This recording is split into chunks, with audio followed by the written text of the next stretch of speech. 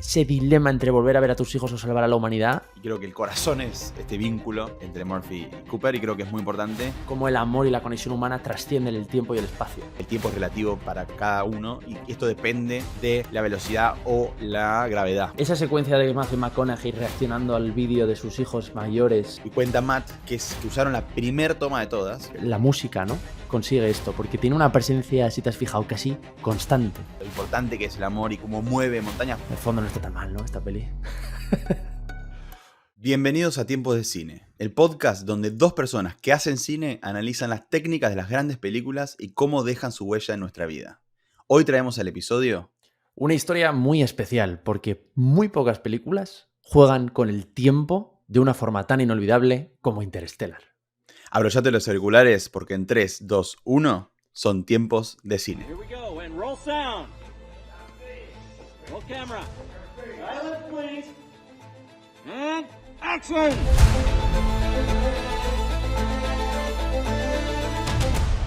Hola, Valen, ¿por qué esta película es tan especial? Te quiero preguntar. Porque después de 10 años se reestrena en cines y la gente la vuelve a ver. ¿Por qué es la favorita de tanta gente? Bueno, es una pregunta muy difícil de responder así de fácil, ¿no? Y podemos pensar en el papel que juega el amor en la película, los viajes del tiempo, la ciencia que tiene detrás Interstellar, los momentos que nos impactan a cada uno, la parte técnica, cómo está hecha y muchas otras cosas más. Y eso creo que son todos elementos que sumados pueden responder a esta pregunta, pero quizás podemos ir de a poco y empezar a hablar de la parte técnica. Y por ejemplo, ¿sabés, Frey, vos bien cuánto duró el rodaje y dónde fue? Pues sé que se rodó algo en Islandia, pero la verdad no sé cuántos días de rodaje fue y me interesa muchísimo, la verdad. Bueno, por ejemplo, la filmación de Interstellar comenzó el 12 de agosto de 2013 Vale. y concluyó el 19 de diciembre del mismo año, abarcando un total Madre mía, de 130 días. qué fuerte. Durante este periodo, el equipo de producción trabajó en diversas locaciones, incluyendo Canadá, California y, como bien dijiste vos, Islandia. Ajá. Sí, Así que sí. eso es interesantísimo. 130 días de trabajo arduo, cansancio. Imagínate lo que debe ser eso, ¿no? Sí, yo cuando estuve en Islandia nos contaba el guía que habían estado rodando ahí en uno de los glaciares, no sé cuál, porque además, en fin, como para recordar el nombre de un glaciar en Islandia. Sí. Es muy difícil por todas las consonantes que tiene. Claro. Y me acuerdo que sí, que nos dijeron que habían ido a rodar ahí y al volver a ver la película para preparar este episodio, me acordé y pensé, qué pasada tener que mover a tanto equipo, material, ojo, y personal artístico. Imagínate. Buah, increíble. A esas temperaturas, porque bueno, y encima en un glaciar, que tienes que cumplir unas medidas de seguridad. Me acuerdo cuando fuimos, íbamos con un guía, todos en fila, siguiendo un protocolo, ¿no? Con crampones en los pies, en fin, con material que te hacía no resbalar por el glaciar, que básicamente estás caminando sobre hielo. O sea, te puedes imaginar lo que resbala eso. Una pasada. Sí, 130 días de rodaje. una locura. Bueno, Nolan, ¿no? ¿Tú crees que se estresa? Y más teniendo a Matthew. Bueno, el tema del estrés creo que en los directores es un tema muy, muy, muy importante. De hecho, yo justo lo hablaba con un colega, el tema de estresarse a la hora de rodar y la energía que uno tiene que dar como director al resto del equipo para tratar de transmitir esa tranquilidad, que a mí un poco me cuesta a veces, sinceramente, y trabajo en eso. Pero creo que Nolan, como buen director, debe ser muy bueno en eso, pero creo que internamente seguro que tendrá su estrés o su tensión o su preocupación junto con su mujer, ¿no? Que por quien produce la mayoría de sus películas. Que Es verdad, Emma Thomas. las ¿no? noches de estrés deben ser fuertes, imagino. Claro, Es Emma una forma Thomas. de conciliar trabajo y vida familiar. Claro, su hermano y su mujer, o sea, a tope. Sí.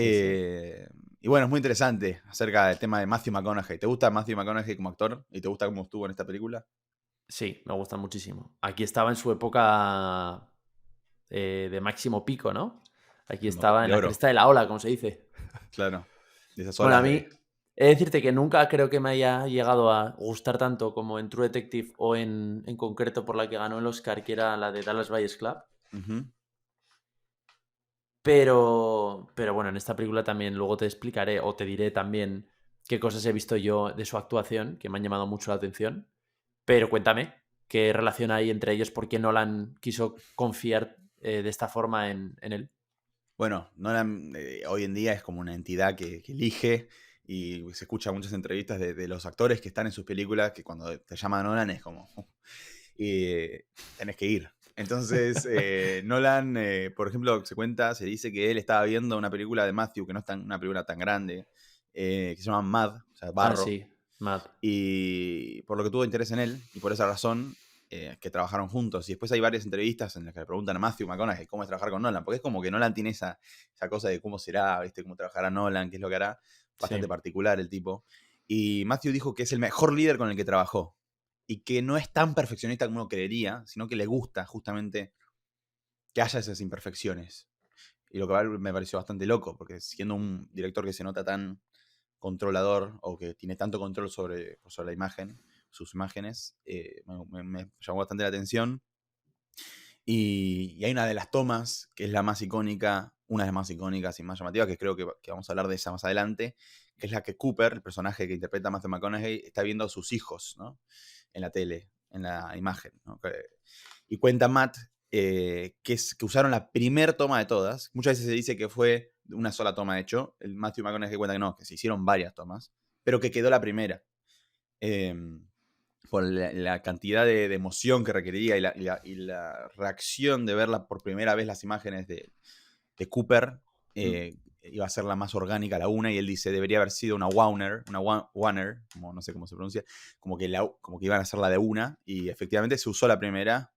Y bueno, hoy a 10 años, que no lo mencionamos, a 10 años de que se estrenó una película que tanta gente habla, por ejemplo, Timothée Chalamet, que hace del hijo de Matthew McConaughey, subió un posteo que dice, acá con mi padre de ficción, lo cual también está bueno porque mantiene vivo toda esa parte, ¿no? de Interstellar y que la gente la vuelva a ver, ¿no? Y respondiendo un poco también a la pregunta. Qué Así que, fuerte que Fede, Timothée Chalamet salía en esa peli, ¿eh? Es sí, verdad. ¿no? También. Es chiquitito, También. aparte. O sea, es que qué Sí, sí, sí. película se ha dejado por salir este chico, vamos, es increíble. A O full. sea, vale, esto no lo sabía. Importante, me has dicho que el plano que tiene, que para mí luego lo voy a comentar, Sí, porque sí. en esta tercera vez que la he visto me ha impactado, me dejó mucha huella esa secuencia. O sea, me dices que la secuencia que él está reaccionando a los vídeos de sus hijos ya crecidos, o sea, el plano de él viendo el vídeo, no el vídeo en sí, sino él, su cara, esa usaron la primera toma. Exacto. Y es más, en esa entrevista que lo dice, le pregunta, pero como que mucha gente cree que que se hizo una vez sola. En realidad dice, no, se hizo varias veces. Y también cuenta que él dice, creo que se usaron varias cámaras. No tiene tan claro, no se acuerda. Pero quizás también el contraplano también, no lo sé.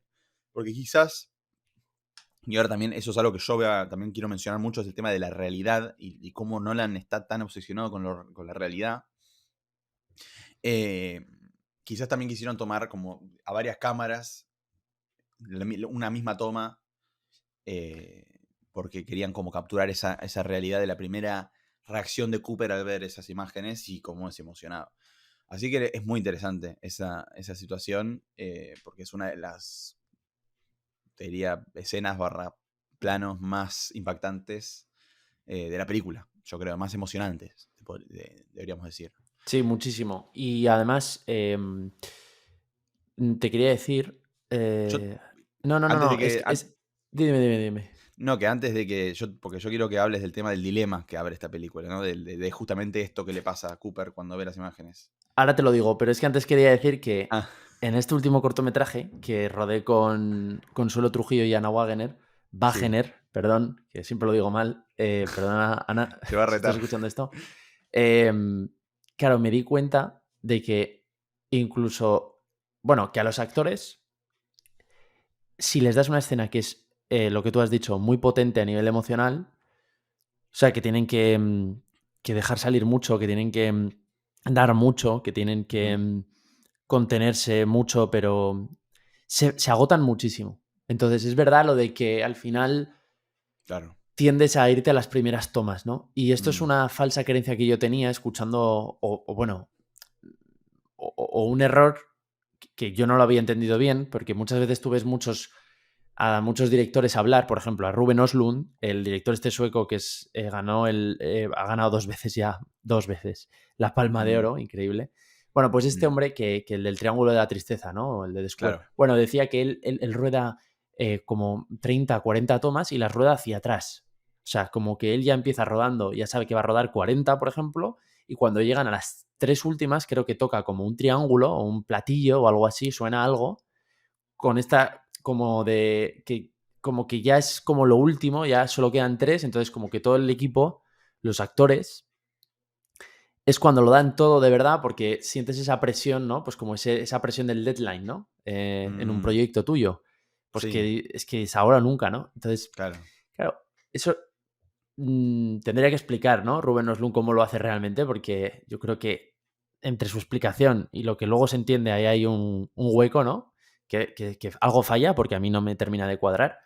Y esto que dices tú de Matthew recordando esa escena, me cuadra Ujú, perfectamente porque es claro. verdad que cuando a un actor le das un momento difícil de actuar, una escena difícil, donde se tiene que vaciar, se agota.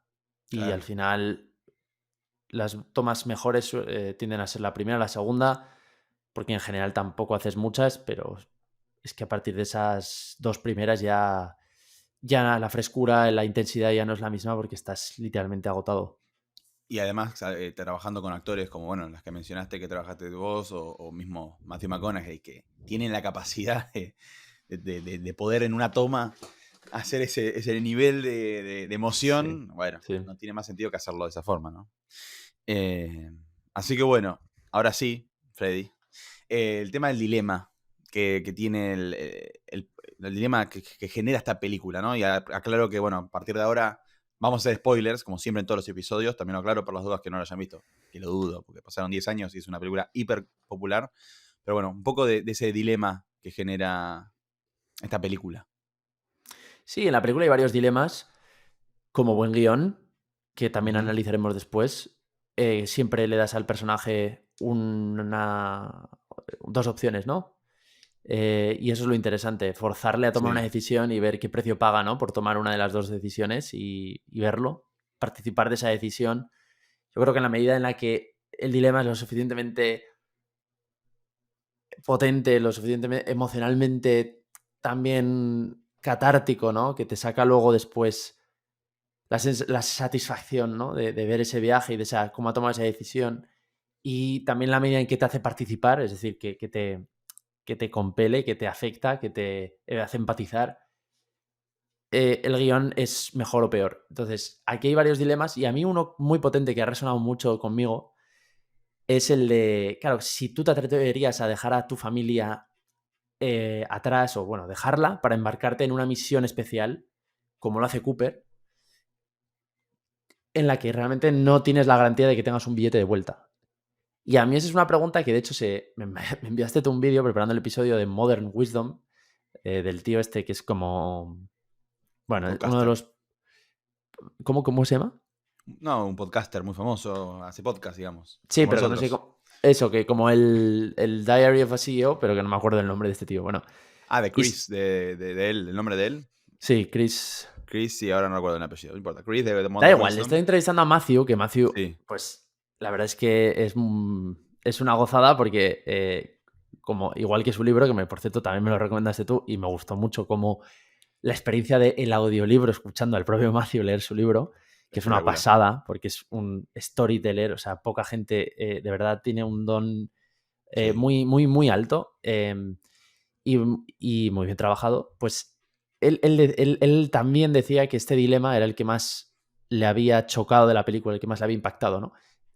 Porque tienes este dilema, ¿no? Siempre en el fondo todos claro, como la vida no da tiempo a hacer todo lo que queremos, a poco que ujú, tengas inquietudes, a poco que tengas una vocación tan dominante, que tanta pasión te genera, ¿no? Al final siempre sientes que, claro, cuánto tiempo le dedicas a esa pasión y a ese proyecto y a esa llamada que tú estás teniendo y cuánto le dedicas a otras cosas hacia las que también sientes una llamada, ¿no? Que es tu familia, la gente que exacto. amas.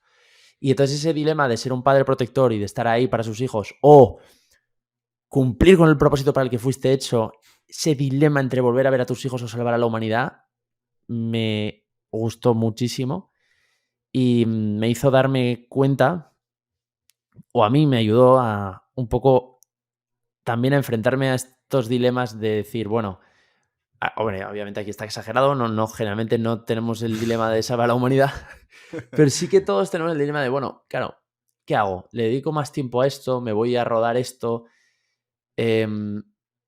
¿Sigo por esta vía que sé que me va a requerir muchísimo tiempo, muchísimo sacrificio de mi tiempo personal, pero a su vez es algo que no puedes ignorar, ¿no? Que te termina volviendo una y otra vez en la vida, ¿no? Y que te terminas, mucha gente dice que es como el destino, estás destinado a, que yo tampoco lo creo en que sea un destino, pero porque el destino lo eliges tú, pero sí que es una llamada tan fuerte que nunca te abandona, ¿no? Entonces, el verlo en la película me hizo ver que a lo mejor este dilema no es tal, es decir, no es una cosa u otra, o sea, me hizo decantarme por, sí, está bien cumplir con el propósito para el que fuiste hecho. Y aunque eso a veces te haga pagar el precio de separarte de tu familia.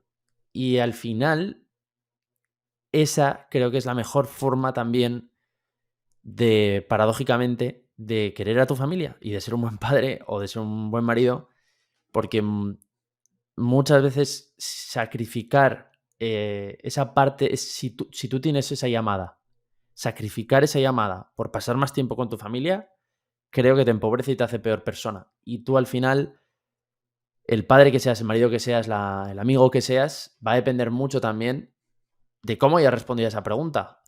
Porque no responder, o sea, evitar esa llamada creo que no te deja igual que aceptarla. Claro. Y ese viaje por dentro te cambia a Claro. mejor. Pero es lo que al ver la película me di cuenta del precio a pagar y de que está bien pagarlo. Pero que merece la pena responder a esa llamada. ¿Qué te parece? ¿Tú cómo lo ves? Y bueno, es interesante porque, bueno, en esta película está llevado al extremo, como bien dijiste vos. Y esta película también, el hecho de ir a esas llamadas, es también salvar a ellos. Es como que es muy particular, pero en el caso más mundano nuestro, yo creo que sí. Pero también creo que, como bien decís vos, sí, pero también creo que cada uno, porque capaz la llamada de uno es justamente estar con tu familia, por decir. Por supuesto. Sí. Entonces, depende un poco de cada uno, de cada mundo, de cada uno que tiene adentro. En mi caso también me pasa, muchas veces me lo pienso, ¿no? Bueno, en el caso de nuestra, o sea, la comunidad que está viendo esto, hay muchos, o sea, en el mundo hispano debemos ser de las comunidades o de la gente que más inmigrantes hay, somos de los que más inmigran, los que hablan español.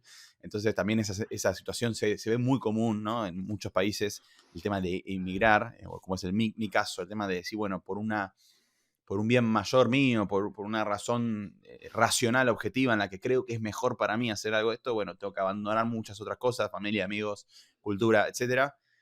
Es algo similar, quizás se podría llevar a cabo. Y bueno, y hay gente que te dice, sí, para mí absolutamente vale la pena. Y gente que dice, no, para mí es mucho más importante la gente que tengo a mi alrededor. Y bueno, por más que esto me genere ciertas consecuencias negativas, bueno, yo lo decido así. Y me parece que no hay bien o mal, no hay correcto o incorrecto.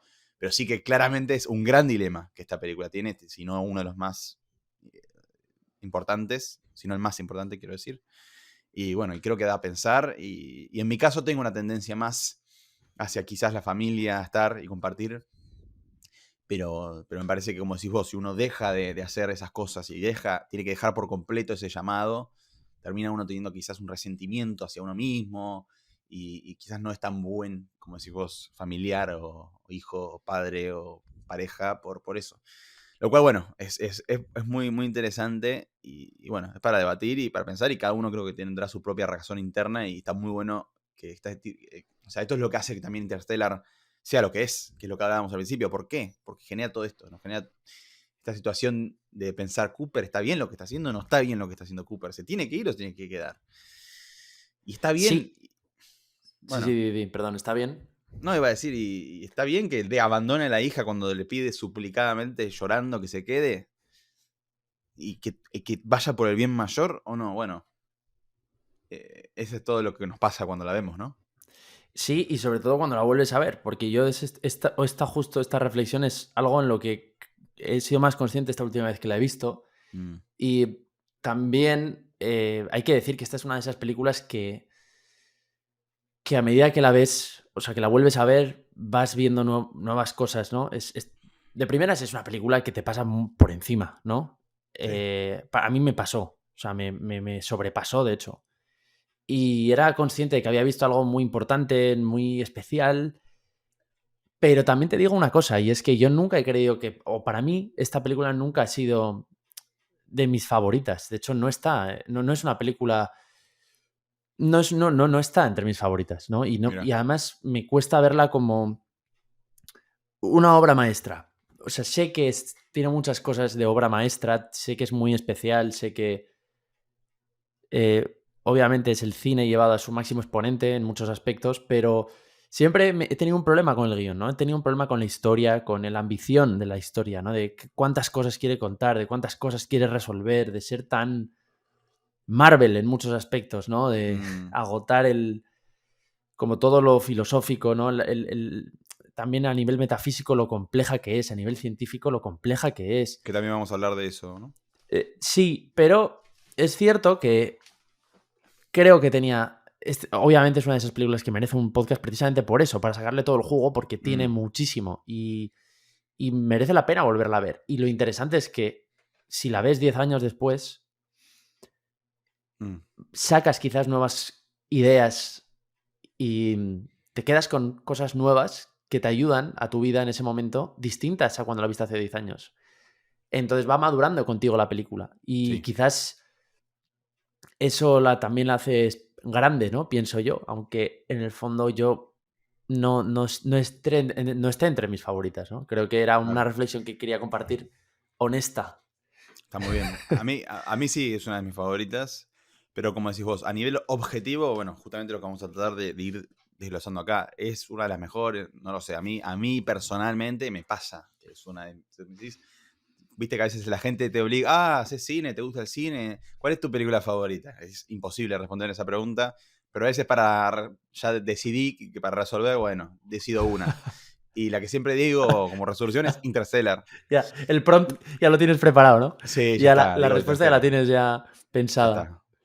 Y a Bueno, veces me siento mal. y mucha gente que no le gusta tanto el cine, o sea, gente que le gusta el cine, pues ir Sí. de vez en cuando al cine, también la considera una de sus favoritas, Interstellar, me he dado cuenta. Porque Sí, sí, ahora pasa preparando el mucho. episodio lo he hablado con amigos y sí. Sí, sí, es por eso también decidí que sea la que voy a decir, porque también mucha gente dice, ay, a mí también, o también es de mis favoritas, es muy común. Y creo que es todo esto, ¿no? Que estamos hablando. Y justamente una buena obra, en general, cualquier tipo de arte, es la que también, en cualquier momento que la ves, te hace reflexionar y te hace pensar en base a lo que uno está viviendo en ese momento, ¿no? Y bueno, y esto creo que lo logra bastante bien. Como es muy compleja, quizás sea un buen momento, Valen, para hacer un repaso. Pará, Freddy. ¿Qué pasa? ¿Qué pasa, Valen? A ver. Estoy viendo acá los datos y dice que el 74% de la gente que escucha estos episodios no está suscrita. Uf, eso hay que cambiarlo, ¿eh? Hay que cambiarlo. Así que invito a los que están escuchando este episodio que por favor se suscriban en YouTube o en cualquiera de las plataformas que nos están escuchando y también den me gusta porque nos ayuda muchísimo. Yo, si te parece, voy a hacer un resumen muy rápido del acto 1, Dale. tú del acto 2 y yo vuelvo al acto 3 Dale. y después te hago una pregunta sobre el diseño de producción que me parece flipante. Entonces, Sí, increíble. por resumirte el acto 1, al final, claro, obviamente nos vamos a permitir spoilers en este episodio, muy ricos Sí, sí. además, porque si no, no nos podemos meter. Y el acto 1, claro, al final nos presenta esta película un futuro cercano de la Tierra que está en crisis. Ojo que esta película es de hace 10 años, pero bueno, de repente hay una inteligencia artificial muy desarrollada, que luego también hablaremos un poco sobre eso, hay tormentas de polvo y digamos que hay una reducción de alimentos que está amenazando la supervivencia de la humanidad. Entonces la ciencia, digamos que ya no es tan importante, ahora lo prioritario es la agricultura, que también está fallando. Entonces aquí entra Cooper, que es un ingeniero y piloto retirado de la NASA, que vive como granjero con su familia, que por necesidad se ha hecho granjero. Su hija Murph su hijo Tom y su suegro Donald. Entonces, Murph cree que hay un fantasma en su habitación que mueve objetos y deja mensajes todo el tiempo.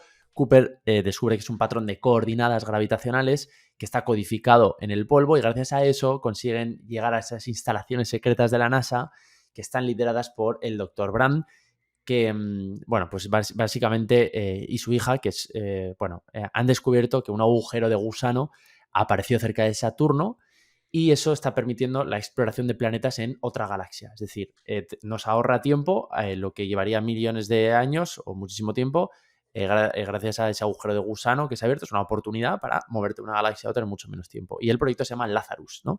Y entonces, básicamente, por ahí pasa, según el Dr. Brand, el futuro de esta humanidad amenazada en crisis. Y es, plan A, conseguimos usar una ecuación gravitacional que nos permita transportar a toda la humanidad e irnos por ese agujero de gusano a otra galaxia que sea habitable.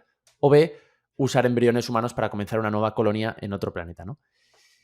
Y al final, el acto 1 pues va y termina con el Dr. Brand convenciendo a Cooper de que pilote la nave Endurance y se embarque en este viaje del héroe, que deje a su familia atrás. Es decir, ahí crea el dilema de ser un padre protector, estar ahí para su familia, o responder a eso para lo que fue creado, ¿no? Esta gran llamada a lo Aquiles, ¿no? Yéndose a la guerra de Troya sabiendo que si va a la guerra de Troya, como dice la profecía, nunca volverá a casa. Pero decide abandonar ese gineceo donde vive Aquiles, pues lo mismo. Igual que que los mitos griegos, esta historia tiene ese punto, ¿no? De dejar, de responder a esa llamada. Y entonces ahí ya pasamos al acto 2. Claro, en donde viene la parte de la exploración, la parte de, que tienen el agujero de gusano, que se explica muy bueno también a nivel gráfico, ¿no? Cómo funciona. Van Cooper, Amelia Brand, la hija del Dr. Brand, interpretada por Anne Hathaway, y otros 2 científicos, y a su vez también estos robots de inteligencia artificial, como el caso de TARS. Y bueno, van primero al planeta Miller. El equipo aterriza en un planeta cubierto de agua con olas gigantescas. Allí descubren que el tiempo transcurre mucho más debido a la proximidad del agujero negro que la gravedad. La gravedad del mismo genera que se deforme el tiempo y por lo tanto el tiempo corre distinto, y es real. Cada hora del planeta equivale a 7 años en la Tierra. Y bueno, hay una ola gigante que mata a Doyle, uno de los científicos, y retrasa su salida cuando regresan al Endurance, que estaba fuera de esta fuerza gravitacional. Por lo tanto, el tiempo no pasaba ahí afuera como en el planeta. Han pasado 23 años para Romilly, otro de los científicos que fue a esta expedición, y esto tiene sus impactos. Luego van al segundo planeta, donde está el Dr. Mann, que tiene un debate previamente, si iban a ese o iban a otro. Y a pesar de datos prometedores de un planeta explorado por el Dr. Mann, descubren que Mann falsificó su información para ser rescatado. Estaba pensando en él. Y Mann intenta asesinar a Cooper y se sacrifica al intentar acoplar una nave dañada al Endurance, causando una explosión que pone en peligro a la misión. Es decir, Mann intenta irse por su cuenta para salvarse y muere en el intento. También interpretado por Matt Damon.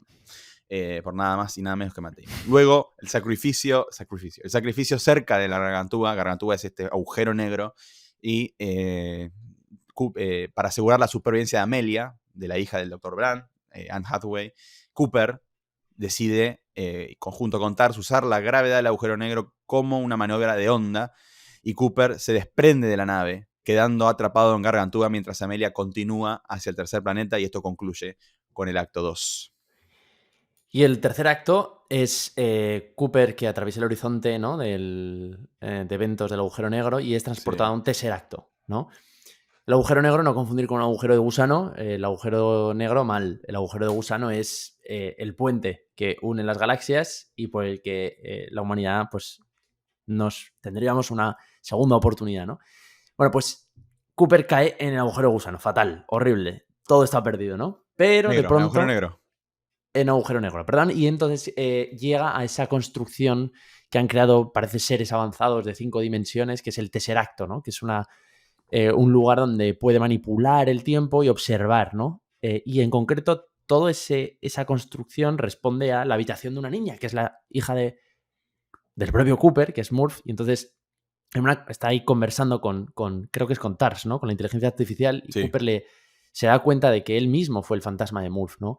de que no hay seres de 5 dimensiones diferentes a la humanidad, sino que es la propia humanidad avanzada, es decir, del futuro, la que ha construido eso para apoyarse a sí misma y que gracias a bueno, pues la fuerza de la gravedad, que descubren que es algo que puede alterar el tiempo, que puede viajar, que puede alterar o que puede alterar el espacio y el tiempo, exacto, pues Cooper consigue, utilizando esa fuerza, ese poder gravitacional, pues enviar esos datos cuánticos del reloj a Murph antes de que se vaya, que también está además justo en ese momento.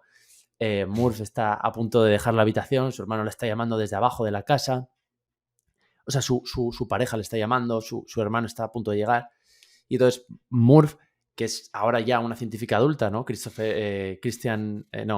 se llama? Jessica Ahí te digo. Chastain, resuelve Sí. la ecuación basada en los datos de Cooper y permite, gracias a eso, que la humanidad escape de la Tierra hacia una estación espacial cerca de Saturno. Y entonces Cooper finalmente es rescatado de ese Tesseracto, del cual no sabemos muy bien cómo sale, todo se ha Ujú. dicho, se desmaya, tiene como una especie de fundido a negro de cine, y de repente aparece en la estación espacial Cooper Station, que él cree que está nombrada en su honor, pero no, está hecha en honor a su hija, Murph Cooper. Ujú. Y bueno, ahora ya está anciana y le dicen que pues, se va a reencontrar con su hija y bueno, tienen este reencuentro un tanto frío que a mí me parece bastante peliculero porque no me pareció que cumplía con el momento dramático que ese momento exigía. Pero bueno, ahí se reencuentra con su hija y su hija le viene a decir, mira, déjame a mí aquí en paz con mi familia, tú lo que tienes que hacer es volverte con Amelia a ese tercer planeta donde ella está ahora mismo y crear esa nueva colonia humana y establecer ahí. Así que nada, la película concluye con Cooper que roba una nave para reunirse con Amelia, simbolizando al final otro de los grandes temas de la película, ¿no? Es cómo el amor y la conexión humana trascienden el tiempo y el espacio, que es otro de ese dilema que tiene al final de quedarse con su hija y de quedarse ahí, de reposar un poco después de tanto viaje o volver a sacrificarse, ¿no? Volver a por esa conexión y por esa necesidad que Sí, tiene de volver a ver a Amelia. claro. Y este es un guión muy complejo y por eso creíamos que era importante hacer este breve resumen para Sí, explicar sí. ahora o pedirte, por favor, Valen, que me digas cómo aparte de que este guión que has dicho que lo escribió Jonathan Nolan, el hermano de Christopher Sí. Nolan, me parece increíble, o sea, me parece muy, muy difícil, muy fuera del alcance de los humanos escribir este guión Sí. sin estar basado en una novela, porque no está basado en una novela. Cómo luego fueron capaces de recrear todo ese viaje galáctico, todas esas escenas de naves. O sea, el diseño de producción de esta película es súper real, se siente muy real. Sí. ¿Cómo se Es que diseña eso? sí, el diseño de producción de Interstellar fue muy real, sin dudas. Uno de los casos más icónicos es el tema bueno, obviamente todo esto de que acabamos de hablar del guión lo vamos a hablar, pero sí, en el caso del diseño de producción, uno de los casos más icónicos es la del maíz que se ve que fue en la película, que está alrededor de la casa de Cooper, por ejemplo, que fue plantado específicamente para la producción. O sea, es realmente increíble. Luego eso se vendió y se generó ganancias por sobre eso. Pero bueno, ahora se me fue el nombre del diseño, del que hizo diseño de producción. Pero Nolan, que de hecho arranca en Memento con él, este diseñador de producción, le gusta mucho la realidad y que todo lo que se filma sea real, y por eso hicieron esto. Y por ejemplo hay videos en donde se muestra cómo filmaron esta escena, que literalmente agarraron una persona especialista para manejar la camioneta y manejó, y una persona especialista de helicóptero y filmó la escena y le iba diciendo desde arriba, bueno, más hacia la derecha, más hacia la izquierda, y van grabándolo súper real en el lugar, con la camioneta en el maíz rompiendo de verdad, con un helicóptero grabando de verdad, todo absolutamente real. Y esto es una característica que tiene Nolan en general, que es la de los efectos prácticos, la de no utilizar imágenes generadas por computadora, casi ningún caso, Sí, es verdad, excepto que sea absolutamente imposible, ¿no? Todo real, realizar. delante de la cámara real. Exactamente, y por momentos se le dice, hay una entrevista que le dicen perdón, a Cooper, ahora me quedo, a Matthew McConaughey le dice un entrevistador, porque ahí en la parte del tercer acto usaron pantalla verde. No. Dice, no pantalla verde.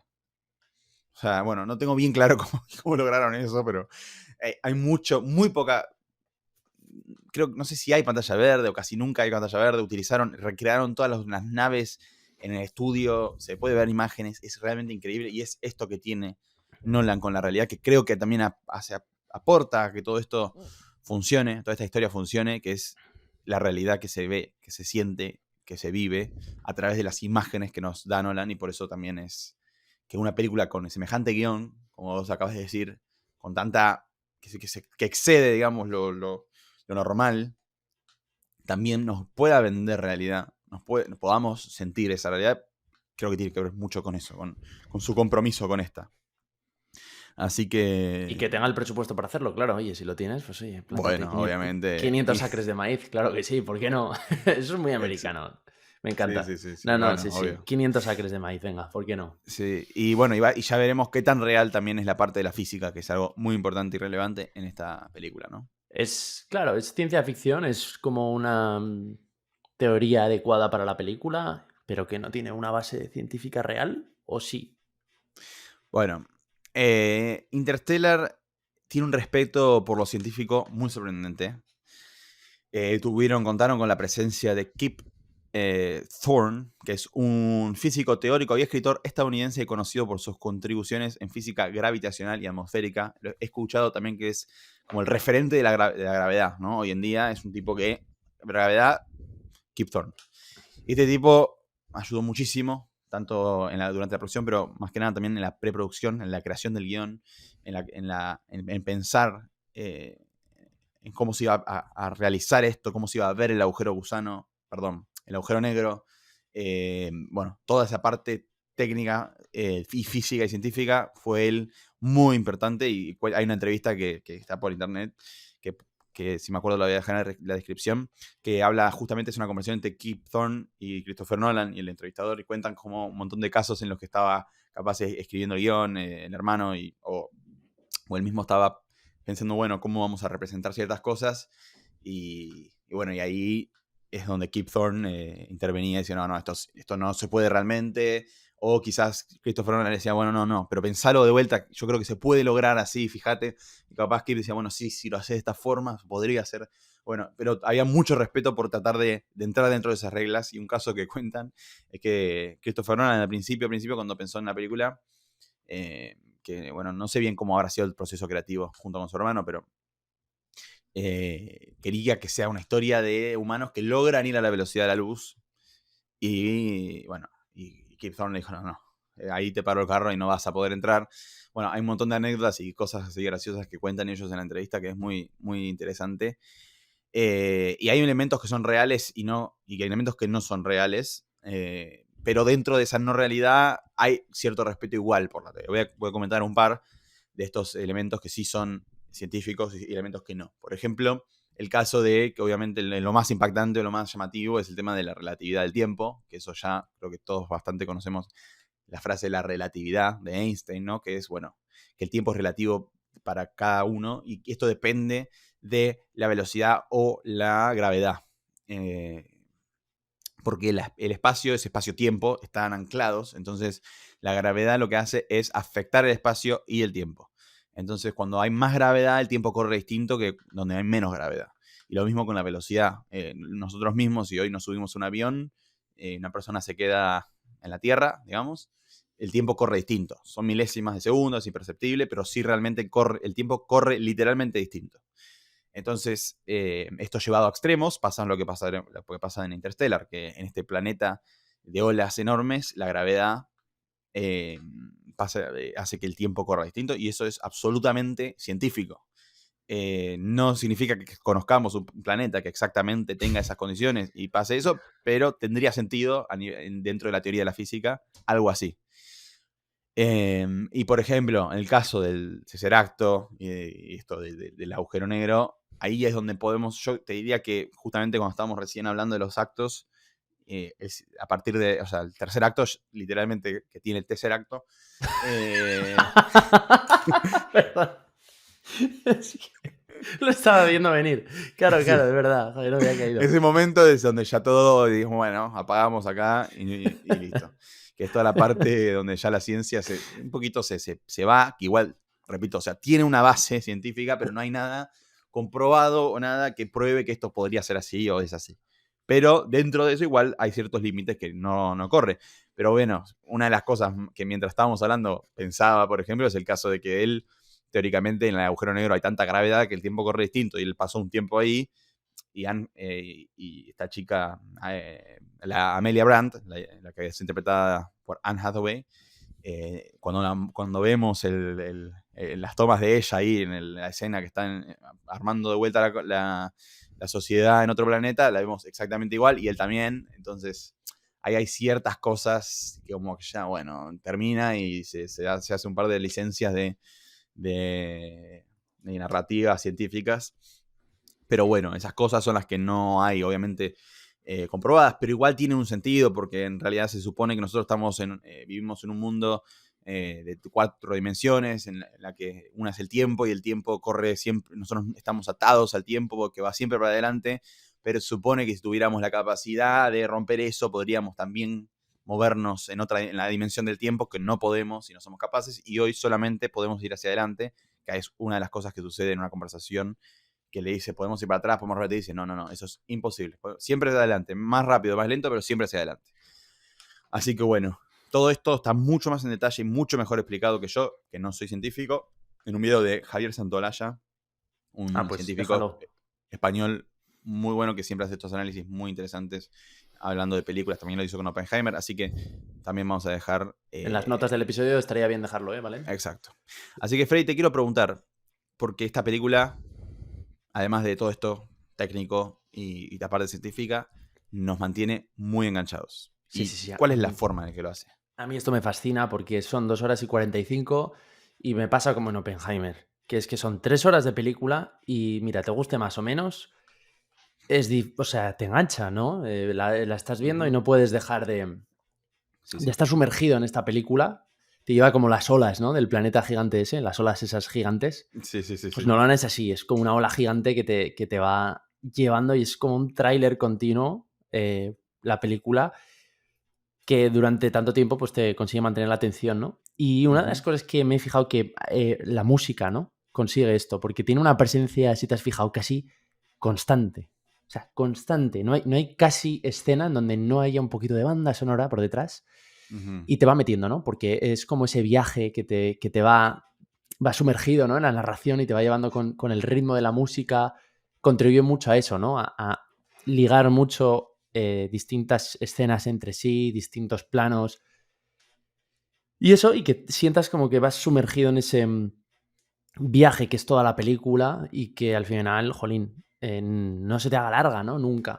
Y eso también ayuda mucho a crear ese ritmo, ¿no? Esa alternancia que hay, por ejemplo, entre momentos de más tensión, de cómo se crea esa tensión, de cómo se intensifica esa tensión y cómo ¡fum! Se relaja esa tensión y otra vez, ¿no? Volvemos a tensión. Todo eso es ritmo, ¿no? Ritmo. Y las mejores películas, lo hemos dicho muchas veces en este podcast, tienen ritmo. Y es una de las cosas, seguramente, tú lo sabes, lo hemos hablado, más difíciles de crear como director. Y esa alternancia de momentos de calma, de conversación entre 2 personas, 3 personas, con escenas de acción enormes como la de las olas, como la del acople, que es una set piece impresionante, es uno de los momentos más épicos de la película, con todo Hans Zimmer dándolo todo ahí, a tope la banda sonora, el acople en 360 grados, y que de hecho le dice, no sé si es ahí, pero me recuerda también el diálogo en esta película, que muchas veces también tiene líneas de diálogo buenísimas, que le dice... claro, cuando le ven que Cooper tiene la intención de acoplarse en movimiento, le dice, mira, eso no es... No es posible. Y le dice Cooper, no, es necesario. Claro. Y entonces mete ahí un subido en la banda sonora, Hans Zimmer mete ahí... Ya mete el sintetizador y venga, arriba. Y Matthew McConaughey se hace dueño, te quiero decir también, de las formas que la película, que Nolan usa esas técnicas invisibles para mantenerte enganchado es, por supuesto, los actores. Y podríamos hablar mucho de todos, pero no tenemos tiempo. Nos quedamos con Matthew como representante de todos, que se hace dueño, si te fijas, de cada escena.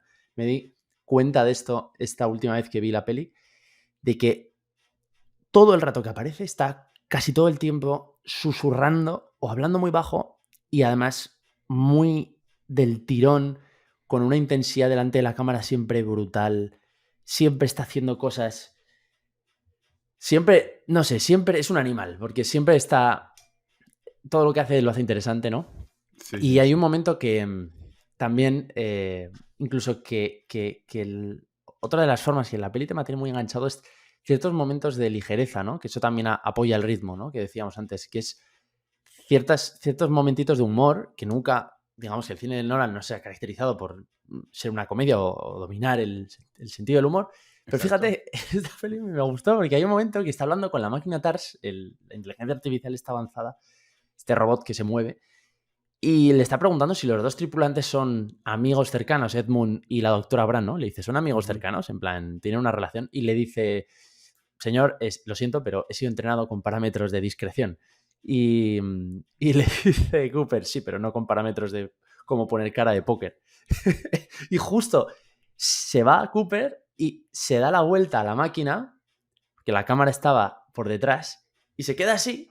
Y es una máquina de metal, Mm, tío. Pero ese plano final, después de esa frase, queda como un gag de humor visual divertidísimo. Y dije, fíjate, qué tío, ¿no?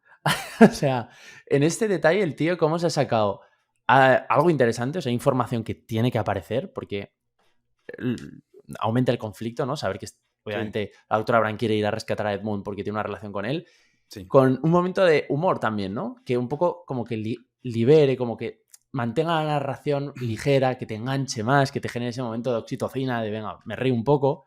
Ujú. Hay Y, varios, sí. y esas son algunas de las cosas que he rescatado en mis notas viendo la peli que más me han fascinado de cómo Nolan es ese maestro de cine que sabe cómo mantenerte enganchado durante 3 horas.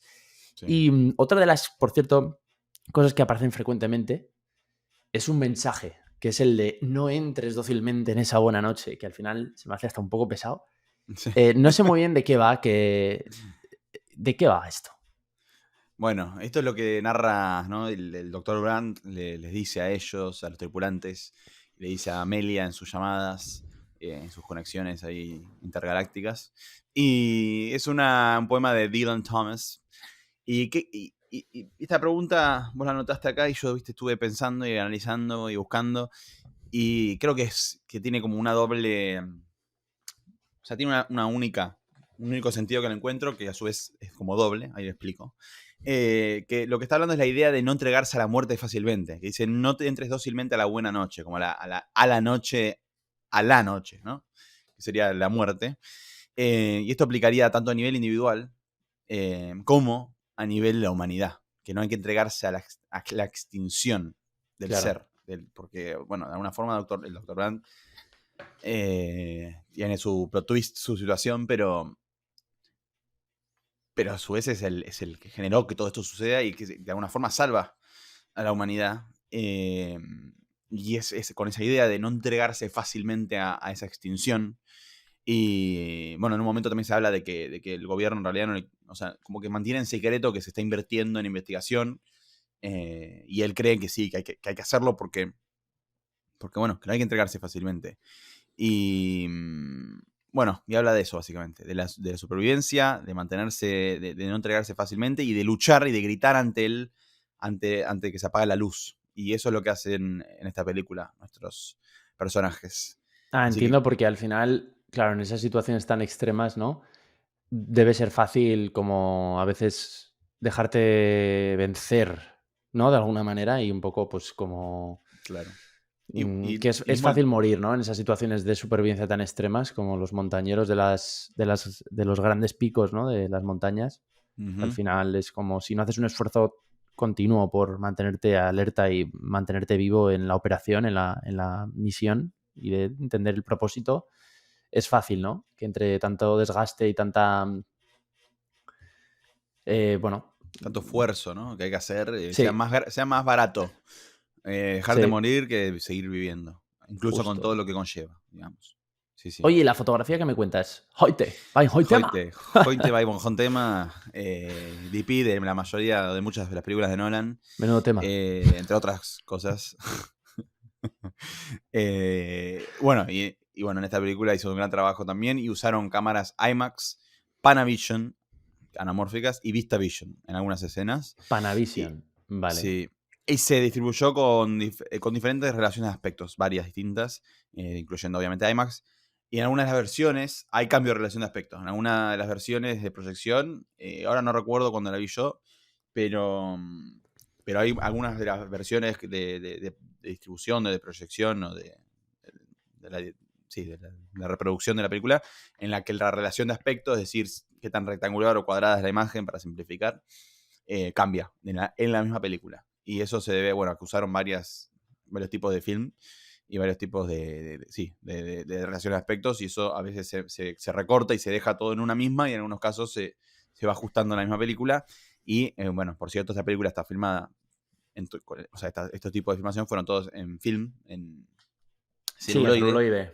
y esto hace, en mi opinión, que sea también le dé también más realidad a la película, que es Tiene ese otro grano, factor. ¿no? Tiene ese grano que también lo unifica todo y entonces la imagen no es Sí, tan fotográfica, tan digital, tan nítida, sino que tiene esa exacto, imperfección que le da también esa unidad y luego pues claro. también los colores, como sobre todo el aura, ¿no? Siempre de la luz rebotada, me fijo mucho, ¿no? En el celuloide, que es muy diferente, se comporta Sí. muy diferente a una digital, ¿no? Mm, A una tarjeta de una cámara digital, ¿no? Que tiene como ese aura que es un poco impresionista, ¿no? Del brochazo ahí un poquito más grueso, más...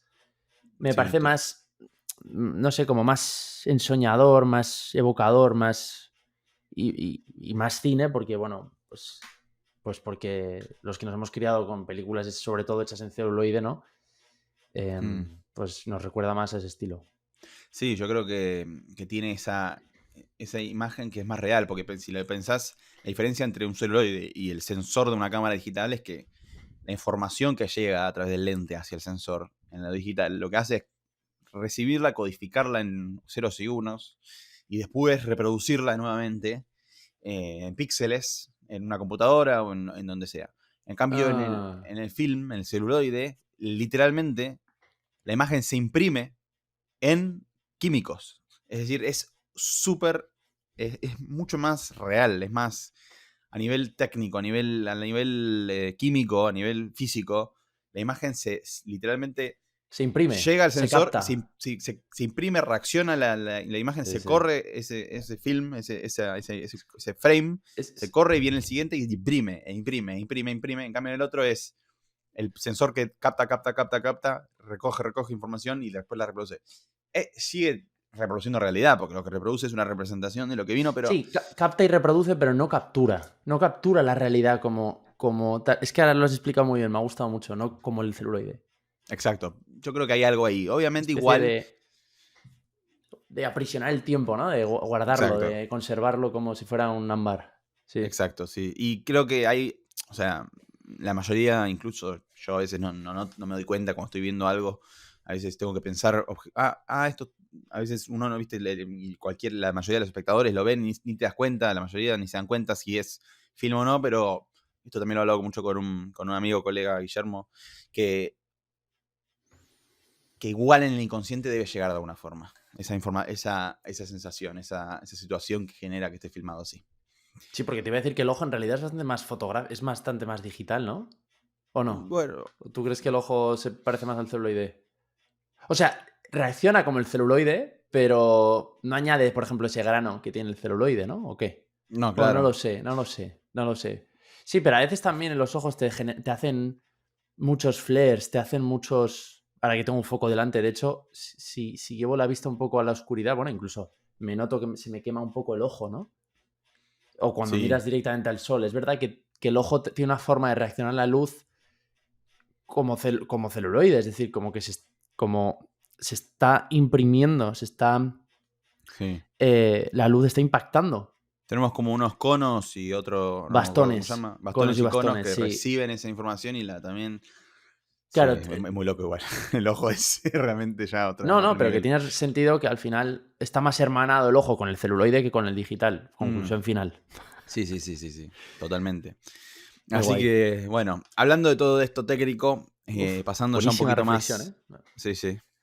Pasando a algo un poquito más específico de algunas escenas. ¿Cuál fue a vos, Freddy, la que más te impactó emocionalmente? ¿Y por qué? Pues mira, te voy a decir, volviendo a la secuencia que decíamos antes que íbamos a comentarla, es ahora, ¿no? Esa secuencia de Matthew McConaughey reaccionando al vídeo de sus hijos mayores que se pone por primera vez, ¿no? Después de que han pasado 23 años, ¿no? Porque entran ahí como en esa especie de agujero que saben que el coste de retrasarse mucho en ese planeta va a ser de pronto que en la Tierra haya pasado muchísimo tiempo, ¿no? Ujú, Y esos 23 años, claro, él se pone el vídeo y de pronto le han llegado los testimonios de sus hijos. ujú, Y tío, hay un momento que le dice el hijo que no sabe si tiene sentido mandarle esos vídeos que está flotando en la oscuridad, ¿no? Dice, no sé, esto debe estar flotando ahí, si claro. los vas a recibir. Y Matthew está ahí emocionadísimo, como pensando, claro, como sin decir nada, pero diciendo, no eres consciente, pero me está llegando, ¿no? Sí. Y no, por favor, no creas que no va a llegar, no dejes de enviarme estos vídeos, Claro. porque tu padre los está viendo, ¿no? Y me emocioné profundamente porque hubo un momento donde me vi reflejado en esa situación con Dios mismo, ¿no? Que muchas veces yo creo que todos sentimos que tiene si existe, ¿no?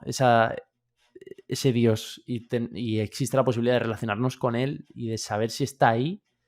No sé, ese momento me transportó mucho a ese otro momento de decir, joder, muchos momentos es como así con Dios, ¿no? Que uno quiere encontrarlo y piensa que ese mensaje no está llegando, que rezar no sirve para nada o tener un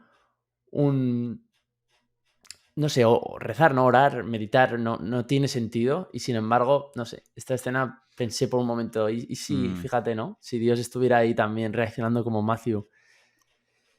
En fin, no Lo sé. mismo. Me emocionó mucho en la Sí. peli y ahí al volver a verla es por lo que te digo que merece la pena volver a ver esta película con el paso del tiempo, porque va madurando contigo y vas rescatando cosas y el pozo emocional, sobre todo, que te dejan algunos momentos como este, eh, solo por eso merece la pena volver a verla. Así que Mm, ese ha sido mi momento que me ha dejado más huella, ¿no? Al ver la película más emocional, con el que emocionalmente he conectado más ujú. y después de vivirlo es como que dices, ¡buah! En el fondo no está tan mal, ¿no? Esta peli. Vas cambiando, a medida que va pasando el episodio, vas cambiando un poco la percepción, ¿no? Siempre nos esforzamos, ¿no? Por sacar lo mejor de las Claro, pelis, obvio. pero bueno, a ver, siempre analizamos grandes películas, así que al final, bueno, pues tampoco hay Sí, tanta es fácil. sorpresa. Y la idea de El bien mayor, ¿qué me puedes decir también sobre eso? Porque tú has Sí, investigado un poco, no sé muy bien qué quieres decir con eso. ahí te comento lo que pensaba al respecto, ¿no? Que es un poco también, vos recién mencionabas lo que te hace pensar, ¿no? Que también cuando lo decías, lo de hablar con Dios y que no sabes, o quizás también te podría decir en realidad también con seres queridos que ya no están, ¿no? Esa sensación de hablarles y no saber si está llegando o no. Porque bueno, hay que mencionar que en la película tampoco Cooper no puede, o sea, puede recibir pero no puede enviar. Entonces sería como algo similar también a eso, ¿no? Eh, pero más allá de eso, yendo también de vuelta a lo que hablábamos al principio, que es este debate moral que tiene Cooper de que hablábamos de cada uno que tiene, ¿no? El llamado del bien mayor, por el bien mayor de la sociedad, de la humanidad, o por el largo plazo, contra el corto plazo, ¿no? La idea de hacer algo por el largo plazo, pero sacrificando el corto plazo, que es lo que hacemos todos los días cuando nos levantamos temprano para ir a trabajar o entrenar o lo que sea. La idea de la causa honorable, vale la pena, el debate religioso que tiene, filosófico que tiene, que es lo que hablamos antes. Se me hace muy interesante y siempre yo también lo traje a colación en algún otro episodio, la idea del valor, la idea de cómo logra esta película, ¿no? Que nos importe el personaje principal y lo que él le importa, nos importa. Y qué increíble, ¿no? Pensar que claramente, objetivamente es mejor, que salve a la humanidad esta persona, porque la necesitamos, digamos, para que nos salve la humanidad, porque en esta película el mundo necesita de Cooper para que lo haga, porque es el mejor para la tarea. Claramente es lo mejor que lo haga, pero sin embargo, por momentos en la película decimos, ¿por qué no se quedó con sus hijos y listo? ¿Por qué no se quedó con ellos? Y ya está, y bueno, y morían todos, pero bueno, estaba con sus hijos. Y esa idea de cómo uno tiene su valor personal, ¿no? Viste que a veces se hace también el tema, el debate ético de, bueno, si hay una persona en una vía de tren y hay 5 en otra y tenés la posibilidad de cambiarlo, que preferís matar a 1 o a 5, que muera 1 o 5 si dependiera de vos, o bueno, si hay 2 personas y en el otro lado está tu mamá. Bueno, Sí, como el Caballero Oscuro. Sí, sí. No conozco esa. El Caballero Oscuro de Nolan. La película en general. Lo dice, lo mencionan ahí. Bueno, hay un momento que tiene que elegir entre ella o el barco lleno de gente. Ok, no lo recordaba. Bueno, se ve que es un debate que a él también quizás le llama la atención. Sí, por eso me has recordado eso. Sí. Pensé que era otro debate moral. No, porque como es Nolan, me estaba recordando Sí. pues mira, veo una constante en el cine de Nolan. Sí, eso sin autor. Pero, claro, bueno, esa idea, ¿no? De decir, bueno, cómo le pasa la experiencia subjetiva de cada uno, y bueno, como en el guión también a nosotros nos pasa, como espectadores, que compartimos esa situación con el protagonista. Bueno, se me hace muy interesante y creo que es muy bien lograda en esta película, ¿no? Como nos importa Cooper y cómo nos importa lo que a Cooper le importa, digamos. Así que bueno, me pareció muy interesante. Y a su vez puedo hilar esto con el tema del tiempo. Porque en un momento el Dr. Brand dice que no le tiene miedo a la muerte, sino al tiempo. Y esto da a reflexionar. Y a todos nos impacta el tiempo. Y estamos todos condenados al mismo. O sea, estamos todos atados a que el tiempo va hacia adelante y va hacia adelante. Y no hay vuelta atrás. Y de esto trata también Interstellar. Entonces, me parece muy interesante cómo esta película que habla del tiempo, como vos bien lo decías, y de la sensación de que va hacia adelante y no puede ir atrás, bueno, se lo lleva al extremo, porque en este caso él ve a su hija morir, que es algo que no debería pasar, digamos, en el sentido de que sea más, o sea, nunca sucede que la hija más vieja que el padre, y entonces te muestra más en extremo esa situación del correr del tiempo y cómo eso lo tenemos que sufrir, y es así. Y entonces me hace acordar mucho del tema de que el cine es la imagen más tiempo. Y el cine captura el tiempo. El cine es una forma, o el video, o el cine, es una forma de capturar el tiempo. Y esto está en este libro, que me lo dejé acá justamente para mencionarlo, de André Bazin, se llama ¿Qué es el cine? Y en el primer capítulo que habla de la antología de la imagen, que es el ser de la imagen, qué es la imagen, habla de cómo la imagen se crea o existe como para capturar un momento, un tiempo, capturar una imagen, un momento, un frame, un segundo, y después luego el cine viene para llevarlo a un tiempo, a un periodo de tiempo más largo. Y me parece que el cine y el tiempo, tiempos de cine, está todo anclado, todo tiene que ver con todo, y la idea del tiempo y el cine me parece que es súper poderoso, y me parece que por eso también esta película tiene ese poder, porque nos logra mostrar el impacto del tiempo en nuestras vidas y cómo todos estamos condenados a que ese tiempo corra y tenemos que enfocarnos en disfrutar de ese tiempo, porque también nos da muchas razones para sufrir. Entonces, me parece muy interesante el tema del tiempo en esta película. No sé si me puse demasiado filosófico, pero creo que se entendió un poco. Muy bueno. El tiempo es importante para nosotros, por eso lo hemos titulado así el podcast. Claro. Y te hago una pregunta. Ya que hablamos del tiempo, podemos hablar del futuro. Imagen más tiempo, sí. Claro, sí. La pintura es imagen congelada en el tiempo, pero el cine siempre es... El tiempo es otra variable importantísima de este arte. Es la otra dimensión que tiene el cine. Claro, le das no tiene play. La imagen. No. Y las historias tienen una evolución y un progreso temporal. Claro. Una línea temporal, muy bueno. Sí, y hablando del tiempo, podemos hablar del futuro que se nos viene a nosotros como humanidad, y qué visión tiene Interstellar por sobre este tiempo, este futuro. ¿Crees que es una película optimista o pesimista sobre el futuro? Bueno, pues hablando del futuro y avecinando que el final de este episodio está llegando a su fin y que estamos ya en la penúltima pregunta, Bueno, pues aquí voy a citar a Nolan, porque es verdad que es una película que por un lado te plantea un mundo muy en crisis, ¿no? Que es un mundo que constantemente tenemos como este debate, ¿no? En la realidad a día de hoy, ¿no? De ¿realmente nos estamos yendo a la mierda de forma tan acelerada por la vía rápida o no estamos tan mal, ¿no? Y él viene a decir que en el fondo hizo una película muy esperanzadora o quería dejar este mensaje de que al final la humanidad, este mensaje de humanidad resiliente, de que siempre termina superando la adversidad, de adaptarnos a las circunstancias y buscar soluciones de forma creativa, ¿no? Que la creatividad, ahí es, mira, veía un documental y decían, la creatividad es una forma de solucionar problemas, ¿no? La creatividad, necesitamos creatividad porque necesitamos resolver problemas. Y entonces la idea de que el amor puede trascender las limitaciones del tiempo y el espacio, ¿no? Y que la exploración espacial es una posibilidad real, ¿no? Mira, ahora tenemos a... Es que te digo que la película, a pesar de haber sido hecha hace 10 años, es que Muy podría haber relevante sido hoy. estrenada hoy, porque Sí. las máquinas como TARS o como la otra, que ahora no me acuerdo el nombre, de inteligencia artificial, es que, Sí. o sea, no lo podrían recordar más a ChatGPT y lo mismo con el tema de SpaceX y de Elon Musk, ¿no? Pretendiendo que nos Sí. vayamos todos a vivir a colonizar otros planetas. La humanidad nació aquí, pero no está destinada a morir aquí, ¿no? Y se dice en la película, Ujú. joder, es que todo eso es tan real, tan actual. Sí, muy Y, relevante hoy, digamos. y sí, tiene esa mirada, ¿no? De optimista hacia el futuro que me gusta, me gusta. No condenar a la humanidad por sus pecados o por sus errores o por sus defectos, me gusta, pero bueno, en fin, también tiene ese puntito de antropocentrista, ¿no? De decir, bueno, sí, la humanidad merece ser salvada, ¿no? Y tal, que bueno, a veces también me entra el punto de misoginia, ¿no? De decir, somos un desastre, tío. no, no merecemos nada de esto, pero bueno. Pero por otro lado, muchas veces piensas que sí, ¿no? Que también es verdad que siempre terminamos adaptándonos y saliendo adelante y buscando soluciones. Y Exacto. volviendo a esa relación padre-hija, me gustaría saber si quieres decir algo más ya para cerrar. Sí, y vamos a tratar de responder un poco, ¿no? Digo esto último y tratamos de responder ya el final y despedirnos de este episodio.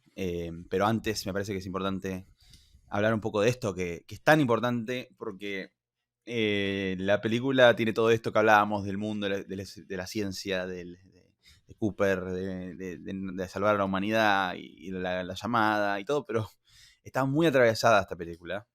Te diría que es uno de los puntos que nos hace que nos quedemos, es el tema de la relación entre Cooper y Murph, entre el padre y la hija, la relación de padre e hija, que todos nos podemos sentir interpelados, ¿no? Porque todos somos hijos y seremos algunos padres, y todos conocemos alguna especie de padre o madre o tutor o alguien que tenemos esa imagen, y todos podemos sentirnos identificados con esa sensación y la pérdida del mismo. Y, y el éxito de este guión es hacernos que nos importe tanto eso, que cuando él se va y que ella se va corriendo y el abuelo de ella la agarra y él levanta, hace como una especie de duplicación, ¿no? De que él levanta las sábanas donde ella estaba oculta al principio y no está, y se quiebra. Y ese momento de catarsis, de llanto horrible que a todos yo me emociono cada vez que lo veo, al igual que la escena final en la que lloro siempre, aunque también estoy de acuerdo con vos que no está tan bien lograda, pero igual me hace llorar. Bueno, creo que esa empatía que nos genera el vínculo entre ellos y que después Morph queda enojada y no le envía los mensajes y vemos a él sufrir por eso, porque tiene un vínculo especial con ella, porque ella es como él, que es creativa, que quiere solucionar, que es inteligente, que quiere salvar a la humanidad, que tiene esa sensación también de llamado, de salvar a la humanidad.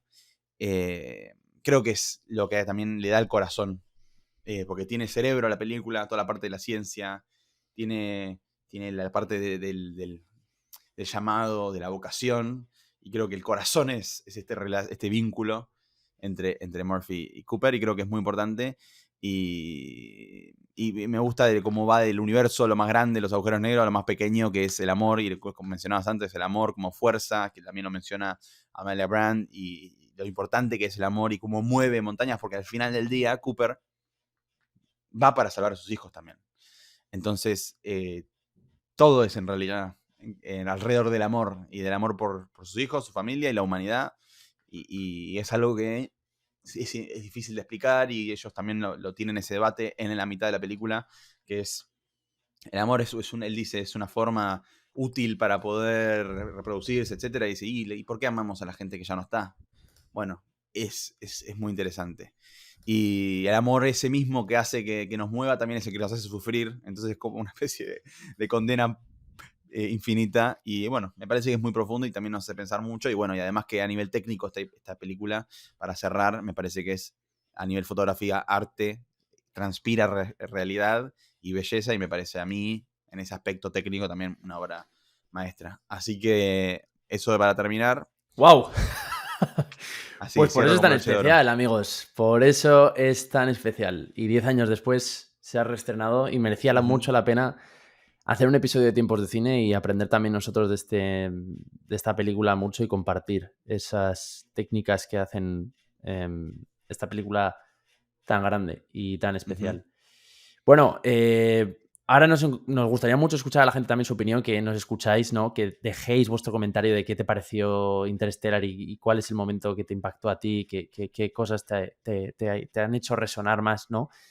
Y te invitamos también a que te suscribas a nuestro canal de YouTube, que le des a seguir en Spotify para no perderte ningún episodio.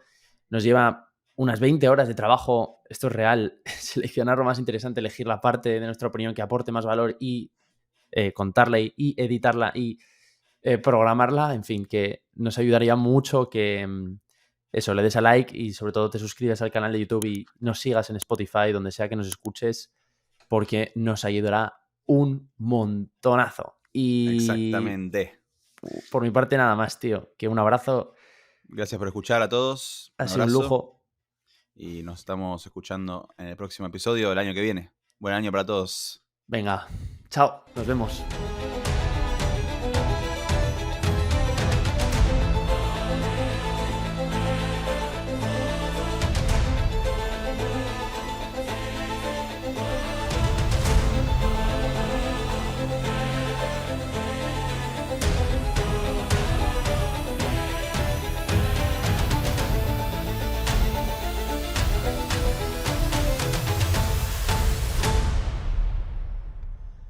Cut! Perfect! Beautiful. Can you give me just one more?